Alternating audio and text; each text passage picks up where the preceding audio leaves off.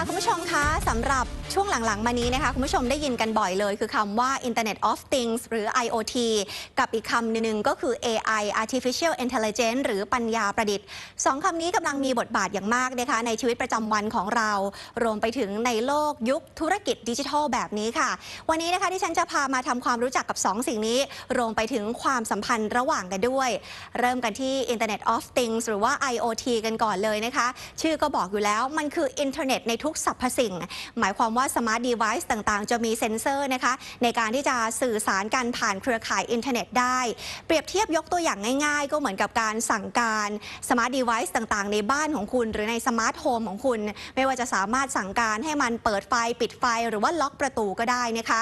ส่วนอีกตัวหนึ่งค่ะคือ AI หรือว่าปัญญาประดิษฐ์นะคะตัวนี้เนี่ยจะเป็นเหมือนสมองค่ะคุณผู้ชมเป็นเหมือนสมองของมนุษย์เขาจะมีหน้าที่ในการคิดวิเคราะห์นะคะเก็บข้อมูลมากขึ้นเรื่อยๆก็สามารถที่จะนำมาวิเคราะห์ได้ดีมากขึ้นเรื่อยๆเช่นเดียวกันดังนั้นถ้าเปรียบ2สิ่งนี้คุณผู้ชมจะเห็นภาพด้านหลังดิฉัน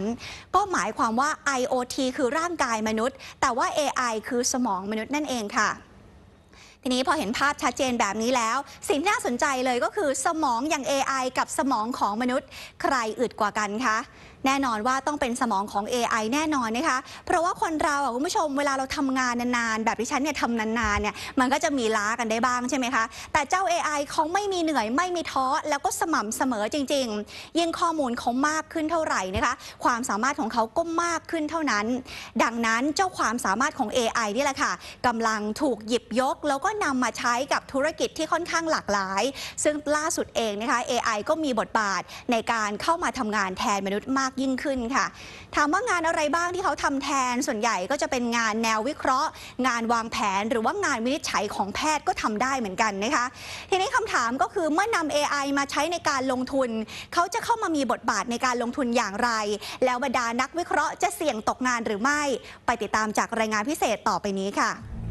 หลายประเทศทั่วโลกเริ่มนำปัญญาประดิษฐ์หรือ AI เข้ามาใช้ประโยชน์ในด้านการลงทุนทำหน้าที่เป็นผู้ช่วยส่วนตัวที่คอยมอนิเตอร์สภาพตลาดมองหาหุ้นที่เข้าข่ายซื้อหรือขายพร้อมส่งคำสั่งซื้อขายให้เราอย่างรวดเร็วและมีประสิทธิภาพเรียกว่ามนุษย์อย่างเราแทบจะไม่ต้องทำอะไรเลย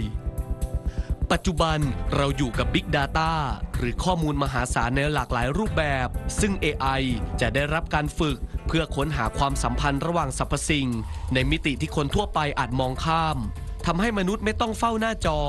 แต่หุ่นยนต์ AI ก็สามารถสร้างผลตอบแทนที่น่าพอใจและด้วยจุดเด่นสำคัญคือหุ่นยนต์ไม่มีอารมณ์จึงทำให้การตัดสินใจนั้นแน่วแน่และคงที่เราสามารถที่จะเทรนให้หุ่นยนต์หรือแมชชีนเนี่ยเรียนรู้ว่าจะแนะนำลูกค้าให้มีประสิทธิผลอย่างไรก็ทำนองเดียวกันมีสินทรัพย์อยู่ต่างๆทั่วโลกวิเคราะห์รู้ปัจจัยว่าอะไรมากระทบสินทรัพย์เหล่านั้นแล้วก็สามารถนำมาแนะนำให้กับลูกค้าอย่างชนิดที่รวดเร็วถูกต้องที่สุดที่จะเป็นไปได้แล้วก็ปราศจาก bias คือความคิดเบี่ยงเบนซึ่งเป็นความคิดของตัวเองก็จะเป็นคำแนะนำที่ปราศจากconflict of interest หรืออะไรต่างๆเหล่านั้นแน่นอนการให้คำแนะนำการลงทุนก็มีเรื่องของ AI เข้ามาดีลเลอร์1 คนก็อาจจะไม่สามารถ handle ออเดอร์100 เจ้าได้ก็จะเป็นเรื่องที่ว่าเป็นแกปที่ปัญญาประดิษฐ์หรือ AI จะเข้ามาช่วยนี่จะเห็นได้ว่าก็เป็นปัจจัยหลักๆในการลงทุนไม่ว่าจะเป็นเรื่องการเลือกหุ้นการแนะนำการลงทุนแล้วก็การทำซื้อขายนะครับก็จะเป็น3 area ที่ผมเห็นว่ามีแนวโน้มที่จะมีผลมากขึ้นเรื่อยๆทั้งรวดเร็วและแม่นยำกว่ามนุษย์จึงมีโอกาสเสี่ยงสูงที่เราจะถูกหุ่นยนต์ AI แย่งงานหากไม่ปรับตัวถ้าพนักงานหรือลูกจ้างที่มีศักยภาพมีสกิลสูงสามารถที่จะเพิ่มประสิทธิภาพด้วยการทำงานคู่กับแมชชีนหรือ AI ได้ก็กลายเป็นว่าเราสามารถสร้างเอาต์พุตได้มากขึ้นโดยที่ไม่จำเป็นต้องเพิ่มคนแล้วก็ใช้ข้อได้เปรียบของการใช้แมชชีนหรือเครื่องจักรหรือสมองกลเหล่านี้มาช่วยทำให้เราลดต้นทุนแล้วอาจจะสร้างรายได้ได้มากขึ้นถ้าเกิดหุ่นยนต์ทำอะไรผิดพลาดใครจะเป็นผู้รับผิดชอบแสดงให้เห็นว่ายังคงมีความต้องการที่จะมีคนอยู่เคียงข้างหุ่นยนต์ในการที่จะทำงานให้บรรลุผลอย่างแน่นอนเชื่อว่าน่าจะเป็นผลในเชิงบวกที่ทำให้คนนี่มีการปรับตัวแล้วก็มีประสิทธิภาพมากขึ้นอย่างไรก็ตามการจะสร้างหุ่นยนต์ที่ชาญฉลาดและสร้างผลตอบแทนที่ดีอย่างสม่ำเสมอไม่ใช่เรื่องง่าย ซึ่งยังต้องอาศัยทักษะความเชี่ยวชาญของนักพัฒนาที่เป็นมนุษย์ ดังนั้นถ้ามองในแง่ดีการเข้ามาของเทคโนโลยีก็น่าจะเป็นแรงผลักดันให้เราได้ปรับตัวพัฒนาศักยภาพตนเองและรู้จักใช้เทคโนโลยีเข้ามาเติมเต็มส่วนบกพร่องของมนุษย์มิใช่ทดแทนมนุษย์เสียทั้งหมดเก่งขนาดนี้เลยนะคะเจ้า AI ไม่น่าเชื่อเลยว่านี่คือเทคโนโลยีนะคะแต่ก็พิสูจน์มาแล้วว่าเจ้า AI นั้นทั้งอึดทั้งทนไม่หลับไม่นอนไม่เหนื่อยแถมยังมีแนวโน้มจะเก่งมากขึ้นเรื่อยๆอีกด้วยดังนั้นหนทางที่เราจะอยู่รอดค่ะก็คือการรู้เท่าทันมันนะคะแล้วก็ใช้มันในการเพิ่มประสิทธิภาพในการทำงานของเรานั่นเองค่ะ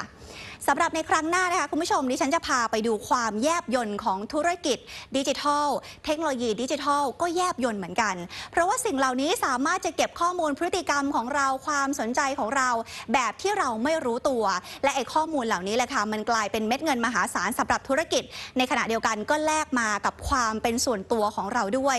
สำหรับประเด็นครั้งต่อไปจะน่าสนใจขนาดไหนนั้นเดี๋ยวติดตามในครั้งหน้านะคะสำหรับวันนี้สวัสดีค่ะ